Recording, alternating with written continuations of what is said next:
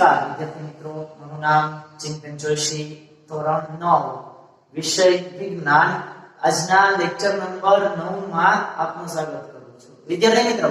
આપણે પાઠ 14 નૈસર્ગિક સ્ત્રોતો છે એની અંદર કેટલાક જૈવ ભૂ રાસાયણિક ચક્ર વિશે વાત કરી રહ્યા હતા, જેમાં આપણે જળ ચક્ર, કાર્બન ચક્ર, નાઇટ્રોજન ચક્ર એવા ચક્ર વિશે વાત છે. જે શું દર્શાવે છે કે જે જીવાવરણના જૈવિક અને અજૈવિક ઘટકો છે એમના વચ્ચે જોવા મળતી આંતરક્રિયાનો સંબંધ છે એ દર્શાવે છે. આગળ વાત કરીએ વિદ્યાર્થી મિત્રો, આજે આપણે એક નવું ચક્ર ઓક્સિજન ચક્ર વિશે છે એ જોવાનું છે. આજનો આપણો સવાલ છે, સમજાવો ઓક્સિજન ચક્ર. આપણે ઓક્સિજન ચક્ર વિશે છે એ જોવાનું છે કે કઈ રીતે ઓક્સિજનના વિવિધ સ્વરૂપો છે એ પૃથ્વી પર ઓક્સિજન કેવા સ્વરૂપમાં જોવા મળે છે. પછી જ્યારે વાતાવરણમાંથી કેટલાક જૈવિક ક્રિયાઓ દ્વારા, જૈવિક ઘટકો દ્વારા ઓક્સિજનનો ઉપયોગ થાય છે અને એનું પૃથ્વી ઉપર સ્થાપન છે થાય છે. ફરી પછી કઈક ક્રિયા થાય છે, જૈવિક અજૈવિક ક્રિયાઓ, અને ફરી પછી ઓક્સિજન વાતાવરણમાં પુનઃ સ્થાપન છે એ પામે છે. એ આખી ઘટના જે ચક્રીયકરણ રીતે ચાલે છે એ ચક્ર વિશે આપણે જે સમજ મેળવવાની છે, જેને આપણે ઓક્સિજન ચક્ર તરીકે છે એ ઓળખીએ છીએ. તો વિદ્યાર્થી મિત્રો, સૌપ્રથમ આપણે જોવાનું છે કે જે ઓક્સિજન છે એ ઓક્સિજનનું સ્વરૂપ કેવું છે. પૃથ્વી ઉપર ઓક્સિજન આપણને કયા સ્વરૂપે છે એ પ્રાપ્ત થાય છે, એટલે ઓક્સિજનના વિવિધ સ્વરૂપો વિશે આપણે છે એ જોવાનું છે. લખીએ પહેલા O2 ના વિવિધ સ્વરૂપો, એટલે કે ઓક્સિજન વિદ્યાર્થી મિત્રો આપણને કેવા સ્વરૂપમાં પ્રાપ્ત છે એ થાય છે. ઓક્સિજનના વિવિધ સ્વરૂપો વિશે આપણે છે જોવાનું છે. તો વાત કરીએ વિદ્યાર્થી મિત્રો સૌપ્રથમ કે ઓક્સિજન પૃથ્વીના વાતાવરણમાંથી મળી આવતું બીજા નંબરનો સૌથી વધારે તત્વ છે. આપણે ખ્યાલ છે વિદ્યાર્થી મિત્રો કે ઓક્સિજન પૃથ્વીના વાતાવરણમાંથી ઘણી માત્રામાં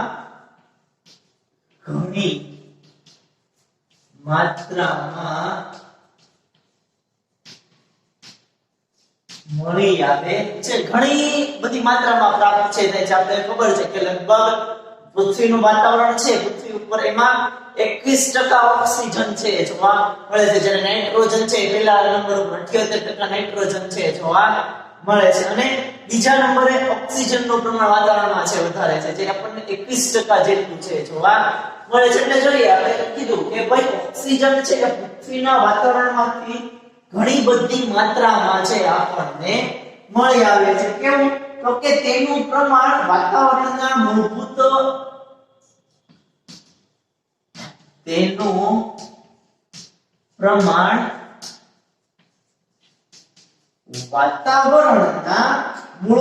સ્વરૂપમાં આશરે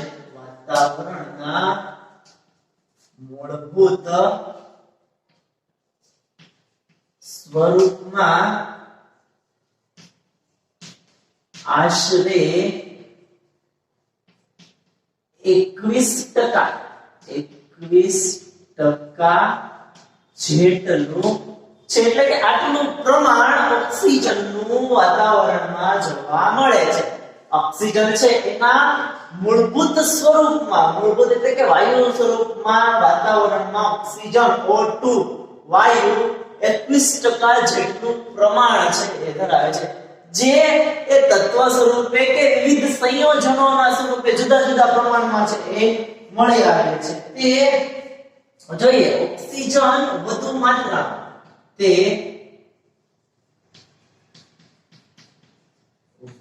માત્રામાં પૃથ્વીના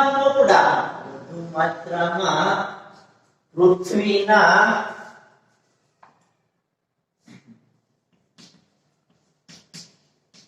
પોપડામાં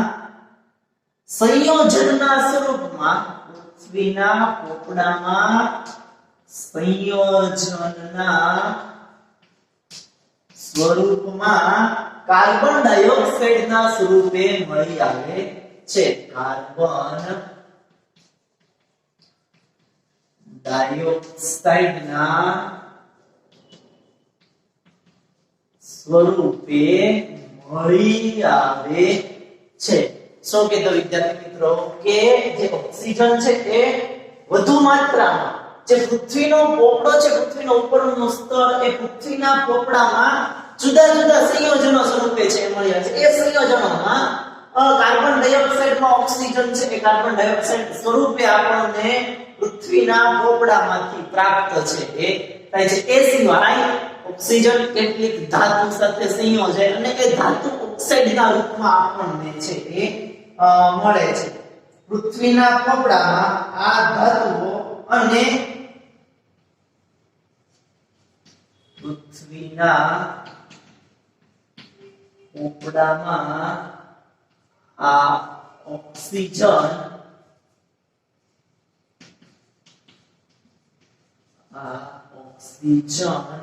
ધાતુઓ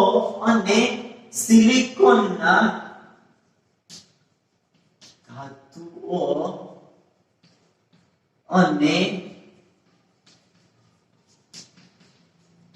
સિલિકોનના ઓક્સાઇડના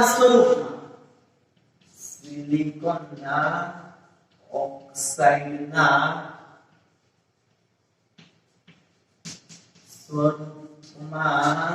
મળી આવે છે. શું કહે છે વિદ્યાર્થી મિત્રો કે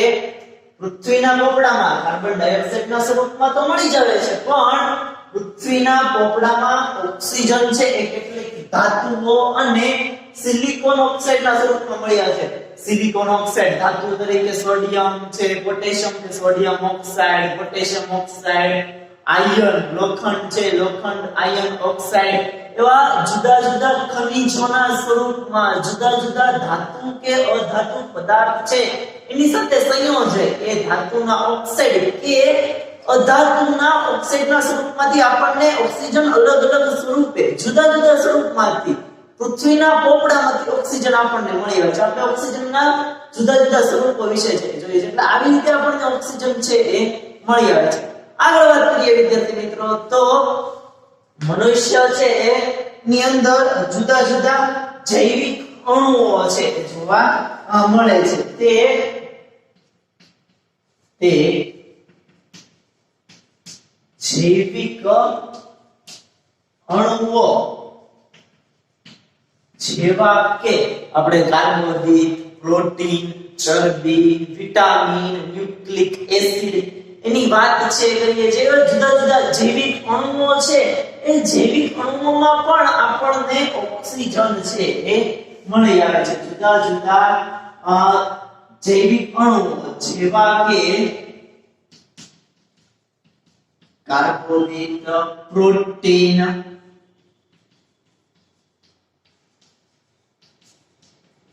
ન્યુક્લિક એસિડ, કાર્બોદિત, પ્રોટીન, ન્યુક્લિક એસિડ અને ચરબી. અને ચરબીનું પણ એક આવશ્યક ઘટક છે. ચરબીનો પણ એક આવશ્યક ઘટક છે. કોણ? તો કે ઓક્સિજન છે એ આપણા શરીરમાં જોવા મળતા જુદા જુદા જૈવિક અણુઓમાં જેવા કે કાર્બોદિત, પ્રોટીન, ન્યુક્લિક એસિડ, ચરબીમાં ઓક્સિજન છે આપણને જોવા મળે છે. ટૂંકમાં વિદ્યાર્થી મિત્રો ઓક્સિજન છે એ આવા વિવિધ સ્વરૂપોમાંથી આપણને છે એ મળી આવે છે. વાતાવરણમાં 21% એનું પ્રમાણ છે જોવા મળે છે. પૃથ્વીના પોપડામાં કાર્બન ડાયોક્સાઇડના સ્વરૂપમાં આપણને મળી આવે છે. પૃથ્વીના પોપડામાં ઓક્સિજન ધાતુ છે સિલિકોન અને ઓક્સાઇડના સ્વરૂપમાં મળી આવે છે અને જૈવિક અણુઓ છે જેવા કે કાર્બોદિત, પ્રોટીન, ન્યુક્લિક એસિડ અને ચરબી આવા વિવિધ ઓક્સિજન O2 ના વિવિધ સ્વરૂપો આપણને પૃથ્વી ઉપર છે જોવા મળે છે અને આપણને એ દરેક સ્વરૂપોમાં છે એમાંથી કઈક રીતે તત્વ સ્વરૂપે, વાયુ સ્વરૂપે, સંયોજનમાં છે એ ઓક્સિજન છે જોવા મળે છે એટલે આપણને ઓક્સિજનના વિવિધ રૂપો છે બતાવેલા છે. હવે જોઈએ વિદ્યાર્થી મિત્રો કે એ ઓક્સિજન જે વિવિધ સ્વરૂપમાં આપણને જોવા મળે છે એ વિવિધ સ્વરૂપોમાંથી કે વાતાવરણમાં રહેલો ઓક્સિજન એનું સ્થાપન પૃથ્વી ઉપર છે એ જૈવિક ઘટકોમાં છે એ કઈ રીતે થાય છે જેને આપણે વાતાવરણમાંના ઓક્સિજનનો ઉપયોગ એવું કહીએ છીએ. વાતાવરણમાંના ઓક્સિજનનો ઉપયોગ કે વાતાવરણ છે તો વાતાવરણમાંના ઓક્સિજનનો ઉપયોગ કઈ રીતે છે એ થાય છે. આપણે જોઈએ છે કે વાતાવરણના જે ઘટકો છે એનો જૈવિક અણુઓ, અજૈવિક અણુઓ દ્વારા ઉપયોગ કરી અને વાતાવરણના ઘટકોને પૃથ્વી ઉપર સ્થાપિત છે કરવામાં આવે છે. આપણે જોયું કે ઓક્સિજન છે એ વિવિધ સ્વરૂપમાં વાતાવરણમાં છે જોવા મળે છે તો એ વાતાવરણમાં જે ઓક્સિજન છે એનો ઉપયોગ કઈ રીતે કર્યો તો આપણે કહીએ કે જ્યારે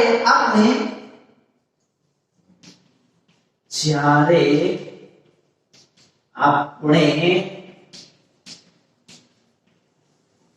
ઓક્સિજન ચક્રની બાબતે વાત કરીએ જ્યારે આપણે ઓક્સિજન ચક્રની બાબતે વાત કરીએ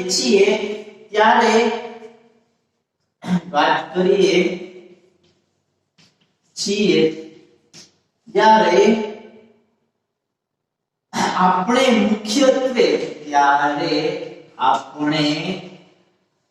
મુખ્યત્વે તે બાબતે તે ચક્રને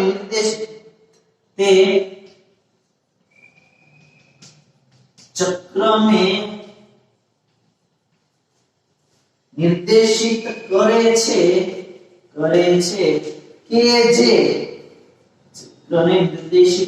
છે કે જે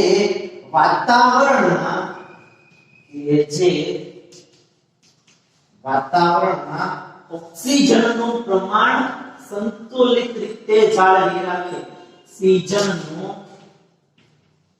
પ્રમાણ સંતુલિત જાળવી રાખે.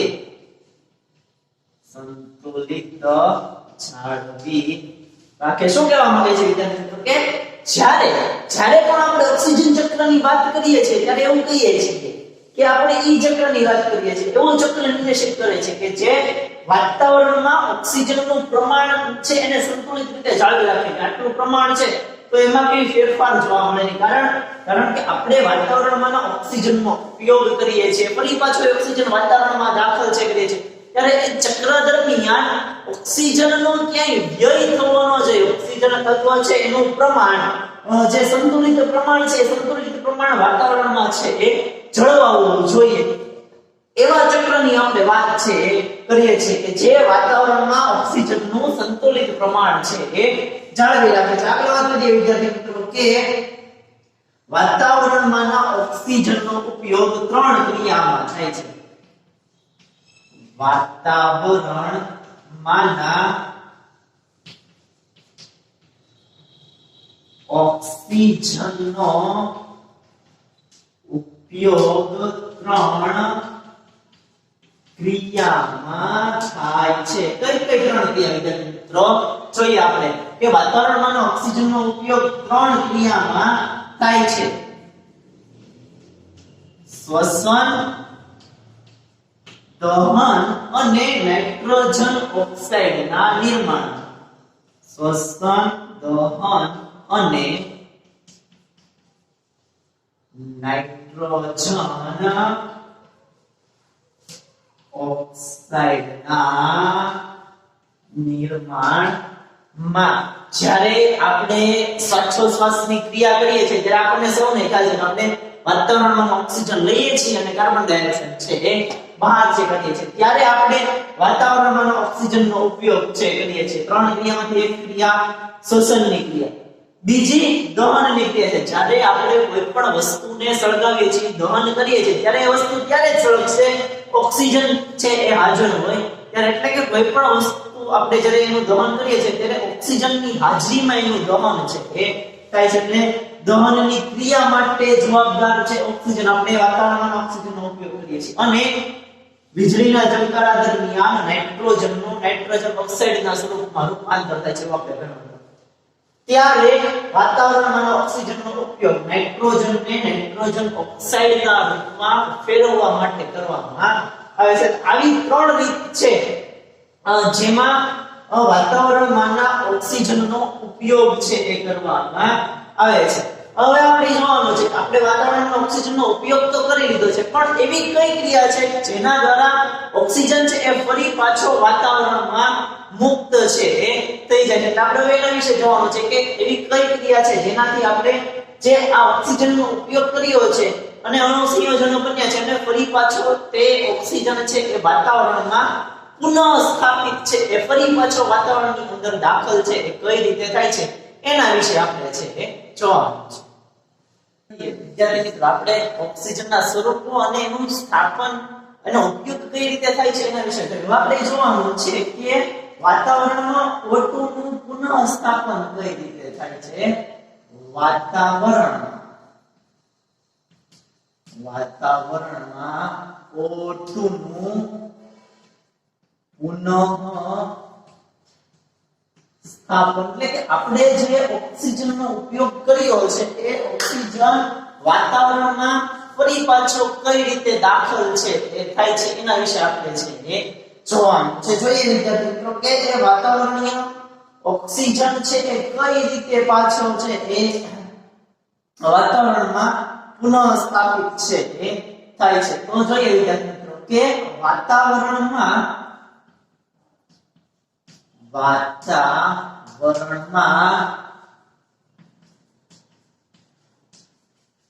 ઓક્સિજન માત્ર એક મુખ્ય ક્રિયા છે ઓક્સિજન માત્ર એક જ મુખ્ય ક્રિયા છે જેના દ્વારા પુનઃ સ્થાપિત થાય છે શું કહે છે કે આપણે જે ઓક્સિજનનો ઉપયોગ કરીએ છીએ ત્યારે ફરીથી એ ઓક્સિજન વાતાવરણમાં પુનઃ સ્થાપિત છે થાય છે ત્યારે એ વાતાવરણમાં ઓક્સિજન છે માત્ર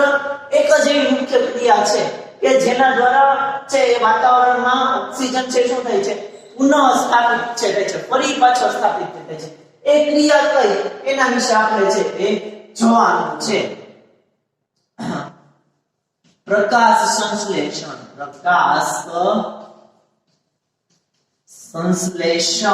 ની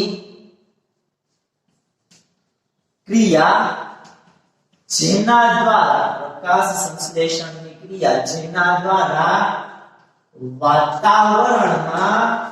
O2 નું એટલે કે ઓક્સિજનનું પુનઃ સ્થાપન થાય છે ઓક્સિજનનું પુનઃ સ્થાપન છે એ થાય છે પ્રકાશ સંશ્લેષણની ક્રિયા જેના દ્વારા વાતાવરણમાં ઓક્સિજનનું પુનઃ સ્થાપન છે એ થાય છે આ રીતે